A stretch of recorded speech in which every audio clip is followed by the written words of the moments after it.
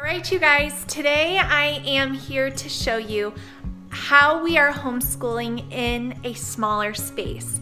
If you're just looking at this video for the very first time, then you might be wondering, but if you've been following me, you know why this video is coming up. We have recently moved into a smaller rental home while we are house hunting between just having sold our previous home and purchasing another one.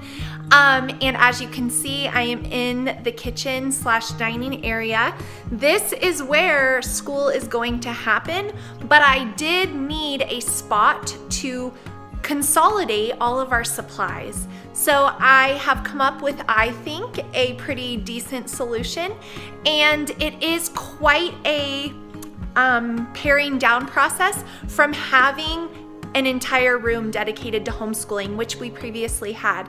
I'll link my previous tour so you can kind of see. We had a huge shelf that was like our homeschooling command station, and it not only housed the curriculum we were using currently, but it also housed books and curriculum for other years and just lots of homeschooling thing. It was like all in one. So to do it in a small space, I had to change that. So I'm gonna show you guys, because a lot of you shared with me that you homeschool in a small space, and so you wanted to see what I come up with. So I am here to share that with you today. So the first thing I wanna show you in the tour is this bar area. We will have 2 stools here where the kids can sit and do their work if they like. I really like being in the kitchen area, so that way if anybody needs anything, we're all right here. Or if they need more space, or say we need to, we have a big project out on our table and then we want to eat lunch, it just gives you options.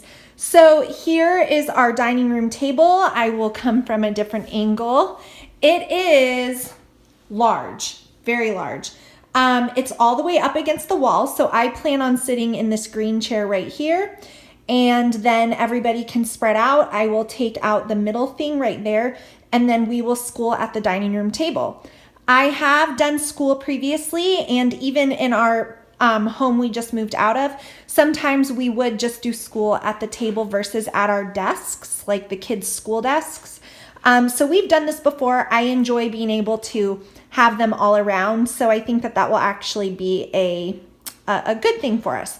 So this is where we're going to be sitting to do school, either here or the next here. Part of this tour is going to be where we are keeping our homeschooling stuff. Now, if you remember or watched my original homeschool tour, then you know I had a gigantic shelf.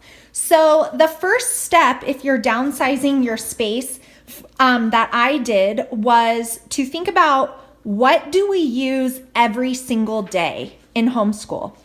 That's all that's here. There is nothing in here that we do not use every single day. So if you're sizing down or, moving or anything, that's the first thing you're going to need to do, is eliminate the things you're not using from your homeschooling space. Now, I have them stored, so we didn't get rid of them, but they're just not immediately accessible because we're only going to be here for a short while. So all we need is this year's current school stuff. So now I'll go through and I'll show you guys what exactly is in here, kind of in the windowsill behind this cabinet, which, before I forget, I got this from Target.com. We have the calendar, because we do calendar still with my youngest one. We have our flag and some rulers for the pledge, and the rulers for math, obviously. We have our amazing pencil sharpener, which is linked on my Amazon page, which is always down below. That thing is awesome and great quality. Then we have this kind of like paper organizing thing, with 2 spots empty, so we can put things in there when we need them to. In this gray basket, this is still my morning basket, which I have talked about with you guys in many videos, so I will not go into what's in there, but it's basically all of our curriculum that we're using in the morning. Then coming down into the actual shelf, I'm going to go ahead and open a door. These are my kids' daily binders. They house like their typing charts, and this is where we keep any language arts assignments, and it has their science folder for the good and the beautiful. Above that, we also have the nature journals as well as Bible journals that we do use every day. We have markers and, supplies that we use on a more regular basis. Down on the second shelf, we have some dry erase markers for figuring out math problems and practicing spelling. We have this color pencil caddy. Behind that is our crayons and our history game that we do play often. In this storage container, we have the good and the beautiful geography flashcards, as well as phonics cards and other things that go with our language arts. This one is empty, waiting for me to find a use for it. Then down below, I have the construction paper for when we need it, plain white paper for when we need it, coloring books for when my youngest is done and needs something to do. And then over here, we have just a little basket, but it blends in with the living room decor, so it's really cute. We have our Bibles, and we have our CD player in there for books on tape. Now this right here, these things right here, these containers, are actually really hidden by my couch, so you can't see them. I do want to find a better place for them, but I haven't found that yet. Now I'm going to pull them out to show you one of what's inside, and I got these at Michael's. If you need them, use a coupon.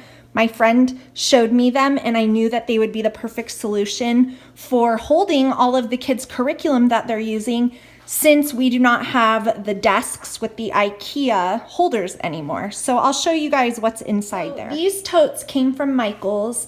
They were in the craft storage. They were 50% off when I got them, but I think they were around $14.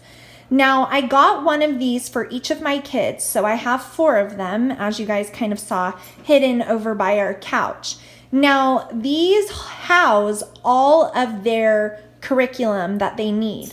So when it is time for our table work, they will just go grab this bin and then come and sit down. Now, the thing that I liked about these bins is the fact that they have this tray here at the top. So the lid just pops right off. Now, the tray is really nice. This is one of my older kids, but because it holds like this type of stuff for them that they need, and then you don't have to worry about like, where's my supplies and this and that. They can just keep everything here. The tray lifts out, and then we have all of his individual curriculum in this box. So he'll be able to just take it from here, and then when we're done, pack it right on up and store it away neatly and conveniently, and keep it organized as well.